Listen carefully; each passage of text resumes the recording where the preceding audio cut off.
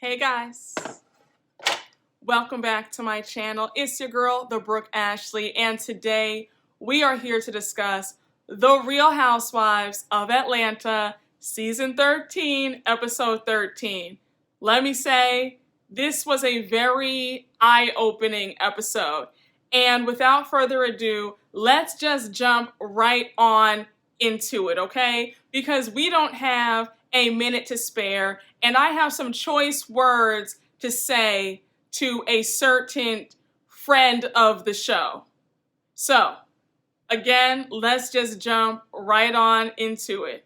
We start off the episode at Cynthia's house, and her house is packed to the gills. She has her family, her friends, Mike's family, all at the house because she couldn't really have rehearsal dinner with the pandemic and the weather is really bad. We see it's pouring down rain, and she has some pizzas that she ordered and sodas, and it's like, okay, everybody, help yourself. We find out that because the weather is so bad, she might have to move her venue inside and not have it outside. So we see everybody's helping themselves to some food and soda, and Miss Eva Marcel comes through the door. Eva has always looked absolutely amazing. She looked phenomenal. I was like, just had a baby? Where? The body, the waist, like what waist? I mean, she looked so snatched. Beautiful face, just always a pleasure seeing her. But yeah, they go out to the front porch, they're talking. Eva brings up Wendy Williams, and if Cynthia saw what Wendy Williams was saying about her on her show, and pretty much Miss Williams was bashing Cynthia over the head, saying that she was selfish and it was stupid for her to be having this big old wedding during a pandemic. Cynthia's like, well, you know, child, I've just seen clips of it, but it's kind of like, you know, these people don't have the story right because we're having sanitation stations at our wedding. We're going to have masks and shields for everybody. Plus, we have encouraged everybody to take a COVID test. So we are trying to make sure that everybody is safe. So then we see Kenya pull up. She greets Eva, greets Cynthia. They start to talking. Cynthia brings up again about Wendy Williams bashing her about the wedding. And Kenya had the same reaction that I did. She was just kind of like, well, girl, you're in the public eye. You are having this big old wedding during a panty. So it is what it is. You're just going to have to let it roll off your back. Folks are going to talk. Cynthia, you knew you were being selfish to do this during the height of this pandemic. So you're going to have to take the good with the bad. You're getting what you want. You're getting your fairy tale wedding.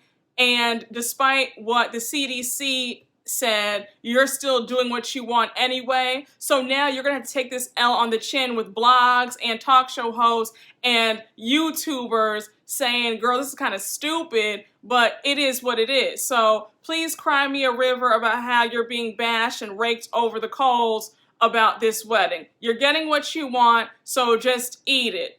Period. I was kind of like, girl, nobody's trying to hear your sad song about how you're being talked about. Enough.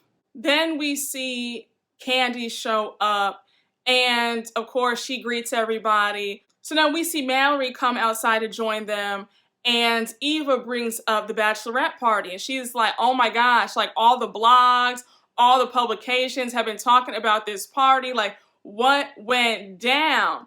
And so Cynthia's kind of like, oh my gosh, like this again. And then Mallory's like, yeah, you know, what did happen? Like, I'm dying to know. Like, y'all got really wild. So then Kenya starts spilling a little bit of tea about what happened. And then we see Cynthia in her confessional saying, I don't want to talk about Bolo no more. And it's like, girl, the rest of us do want to talk about Bolo, so you're just going to have to take it. So they're talking, and then we see Candy discussing how somebody was bent over on the coffee table. He was like, what? Like, oh wow, like y'all were really like on one. And it's so funny how Candy is the big what happens on a girl's trip stays on a girl's trip, the fact that she's divulging information about what happened to two people who weren't there is kind of like, sis, which one is it? Because when you really are about that life of what happens here stays here, you are not divulging the info to anybody who was not there, period. So then we see Cynthia, Mallory, and Eva go back into the house, and now it's just Candy and Kenya talking one-on-one. And Kenya is like, girl, I just need you to have my back. Like, these ladies are trying to make it look like I'm a liar. And we remember how Kenya said that on Candy Speak On It show, how some of the ladies were threatening to sue her. And that's the real reason why she went and was trying to investigate, because they were trying to act like they were going to sue her and saying that she was lying about what went down. And then we see Candy saying, okay, girl, like, you know, like, I got you. And then we also see Candy say in the confessional how Candy needs to stop sexually shaming people. And I was like, knowing what I know now, it's not that she was sexually shaming anybody. It was because production was cutting and splicing things to make it look a certain way, and people were trying to sue her because they thought that she was going to spill their tea. So next we see Drew, and it is late at night, and she is showing up to Shamea's house. Shamea is doing this party called A Night with the Nieces. And y'all remember how they had made the aunties versus the nieces on the South Carolina trip? Yeah. So Drew arrives first, and it was cute. Shamea had a whole spread laid out, some games, drinks, and she even has a little like poster blown up of all of the nieces, and she even made shirts for each of them. So Drew puts the shirt on, and they're talking. Next, we see Porsha arriving, and then we see Marlo arriving. So they put on the shirts that Shamea has made for them. They're excited. It's a judgment-free zone. And I was kind of laughing at that, like, it's just really funny to me how they're all acting like somebody was judging them when it's really they're feeling ashamed or feeling uneasy about their actions that went down. So they get on the topic of Cynthia's wedding. They're excited for it, but Porsha is a little bit anxious because Dennis is going to be there.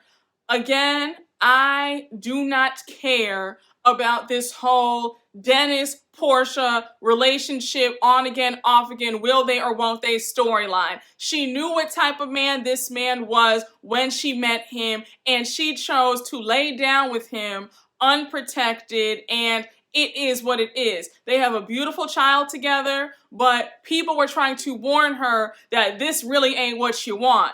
The man is a womanizer. He is a serial cheater.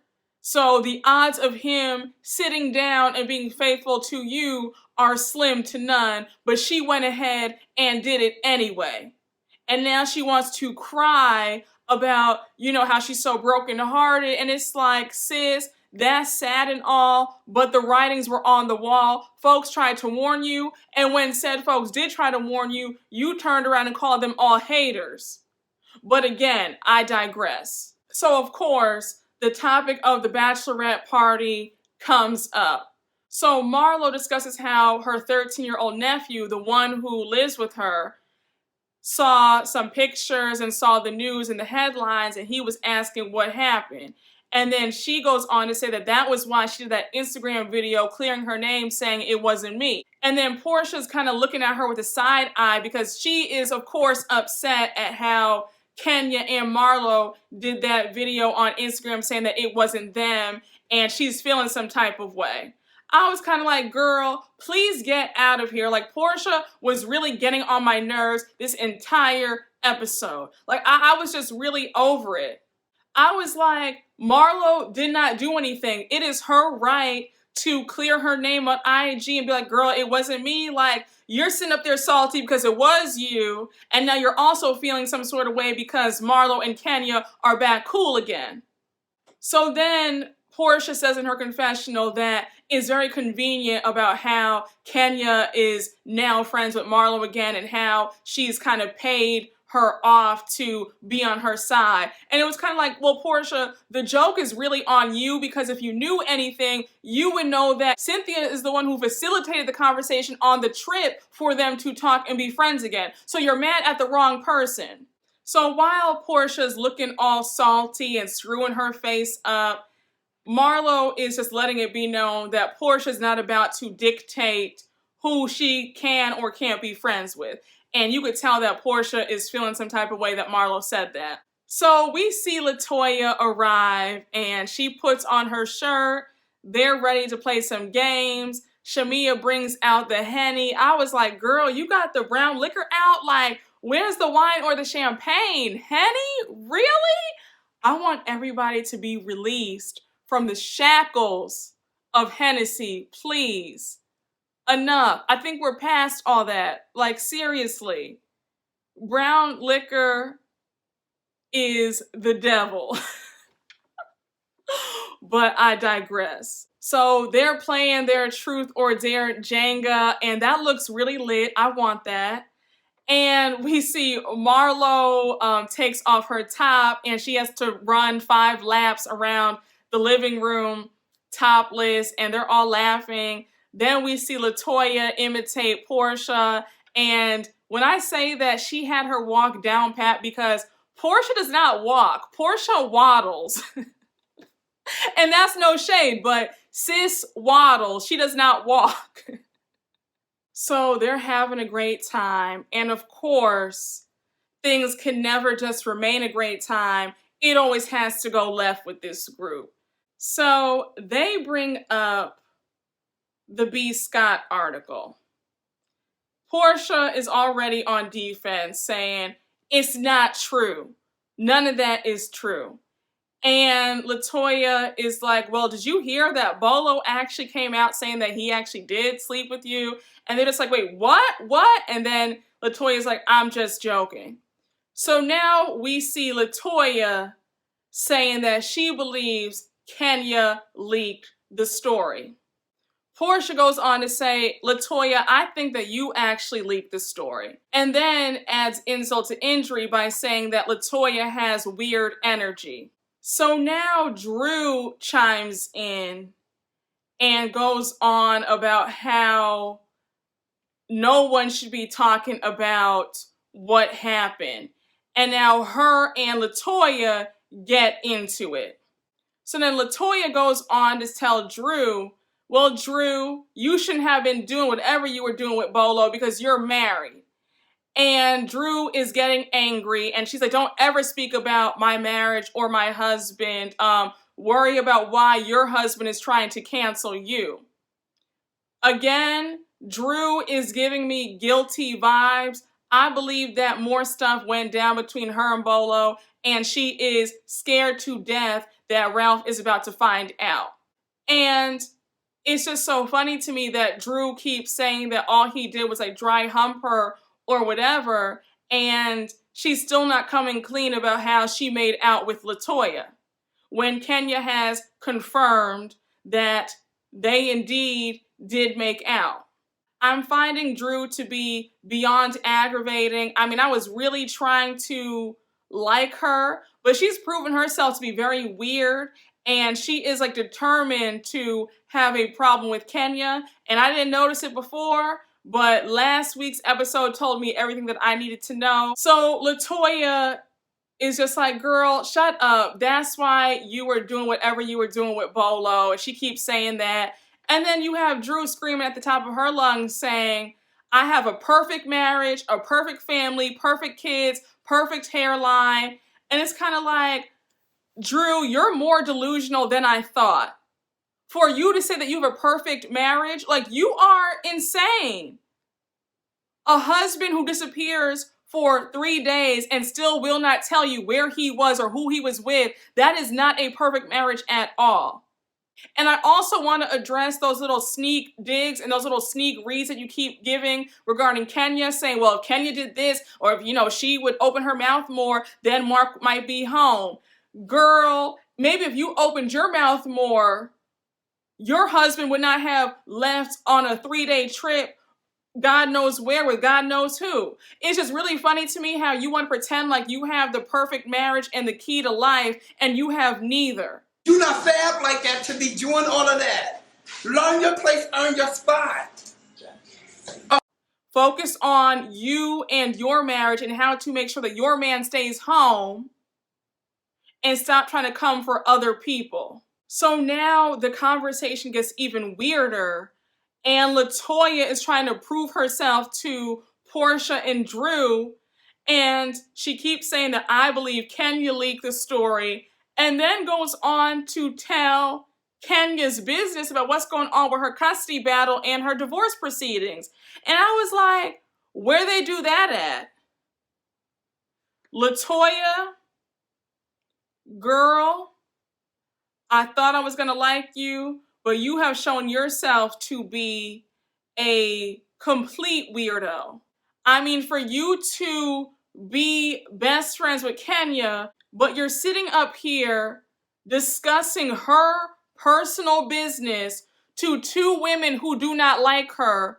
Oh, you've got the game all the way messed up. I said the way that Kenya is about to eat you alive at this reunion, I really don't think you're ready. Like, I really hope that you have a box of Kleenex with you, because Kenya is going to tear you up limb from limb, and I'm going to be applauding. Like, I was shocked. The fact that Porsha and even Drew were confused, like, girl, what are you even saying right now? Like, why are you sitting up here telling your best friend's business? Like, that is not cool at all. Like, the fact that they were even saying that, that's a problem. That was so unacceptable to me. I said, if Kenya is never friends with you again, you have nobody but yourself to blame, because you can really tell that Kenya really did like LaToya a lot. And for her to sit up here and divulge her business like this on national TV to two women who don't like her, you don't do that. LaToya is two-faced, she's thirsty, she's a clown, and she's very desperate to be on this show by any means necessary. And then Porsha was like, girl, how can I be cool with you and you sitting up here telling her business? And, you know, you just see the whole vibe of the party has now just died down. Everybody's kind of disgusted, like, okay, well, that was weird. So now we get to the next scene. It is the big day, finally, 10/10/2020. Cynthia is very excited. We see her with her mom and her in the kitchen, and we find out that she's relieved because her dad is not coming. He's too scared because of COVID, and she feels like a burden has been lifted off her shoulders because now her mom doesn't even have to worry about seeing the dad's face. I said, won't God do it? So now we flash on over to see the other ladies getting ready. Candy's getting her hair and her makeup done. We see Derek J is on doing her hair. And then we see Porsha getting her makeup and hair done. And she is just really upset because her baby daddy, Dennis, was up on IG posting how he's single. And she's upset. She's just feeling like this is retaliation about all the stories that have been leaked regarding what happens at Cynthia's bachelorette party. So we see Cynthia at her venue and everything's getting all set up. And we see that it's all homemade footage because the crew did not film due to COVID. So while she's walking around about to get dressed into her wedding gown, we see that Drew FaceTimes her, letting her know that she's lost her voice and she can't sing and she's really, really sorry. And Cynthia is like, girl, you know, it's okay. I'm just glad that you and Ralph are attending and celebrating our special day. And then Cynthia's kind of like, in her confessional, like, really, like, you know, check this off as another thing that's gone wrong. I was kind of thinking, you didn't lose your voice. Please, you were sitting up there screaming and hollering with LaToya the night before. You didn't lose it. You just didn't want to do it. Because you know that you wouldn't have done the song justice. But I digress. Lost your voice the night before. Save it. These girls get on my last nerve. We see Cynthia in her wedding gown. She looks really pretty. And we see her saying that she's excited Mike feels like home, and she compares it to her first marriage and the first wedding, how everything went wrong, but Mike is her best friend and her lover wrapped in one, and she's just so excited and so blessed to be spending the rest of her life with him. So now we see the ceremony has begun. We see Candy and Kenya as her bridesmaids. They looked really good. I liked Kenya's dress a lot too. So they're all coming down the aisle. Cynthia comes down. She looks beautiful. And while the ceremony is going on, we see Drew getting emotional because it's reminding her of the wedding that she and Ralph didn't have. And she talks about how they eloped and it was just her son from a previous relationship, Ralph, and the pastor on the beach. But she says that seeing Cynthia's wedding now she's like, okay, I want to have a wedding because we deserve it. And I was like, Drew, if that's about to be your storyline for season 14, I don't think so. We see that they are now husband and wife. Everybody is excited for them, and the reception has started. We see that there's other reality stars there. Karen Huger and Giselle Bryant from Potomac were there. And I thought it was very interesting how they had mic'd Eva up.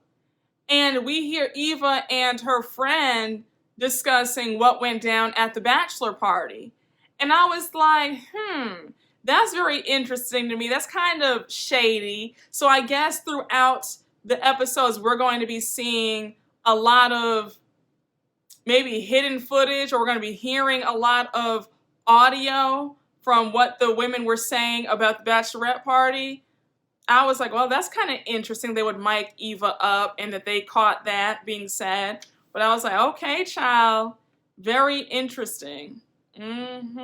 So now we get to the last scene of the night. And when I tell you, we can just breeze right on by, folks, because y'all know where I stand. I said it earlier in the recap.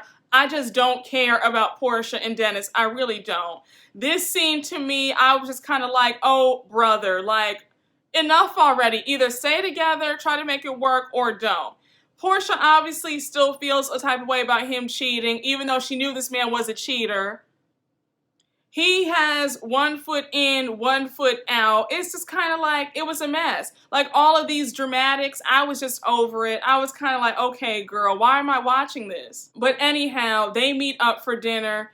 Porsha brings up him doing all that on Instagram, saying that he's single and how that makes it look like something went down at the bachelorette party. Dennis is talking in circles. And honestly, it kind of felt like Dennis was trying to gaslight her, playing dumb, act like he didn't know what she was talking about. I was just kind of like, I'm looking at two clowns.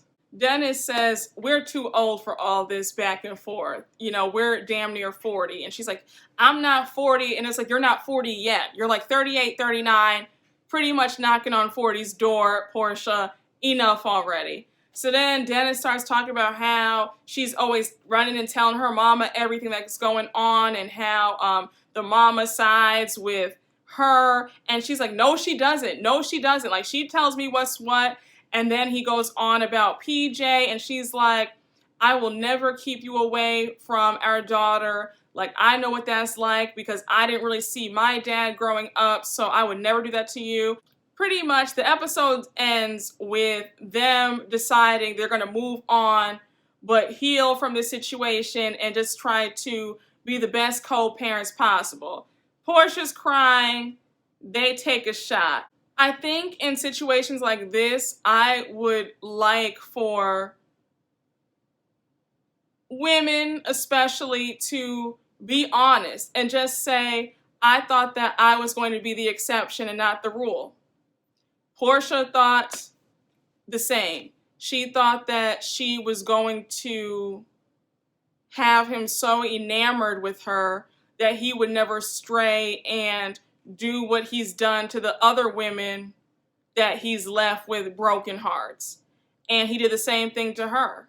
I just don't really have a whole lot of empathy and sympathy, especially knowing how she's operating behind the scenes, trying to sabotage Candy's Black Lives Matter initiatives and events because she wanted that to be her storyline for this season, knowing that she's just been really just awful and production is somehow on her side and chopping and screwing it so that she is the sweet little innocent lamb and Kenya is just the mean old bully.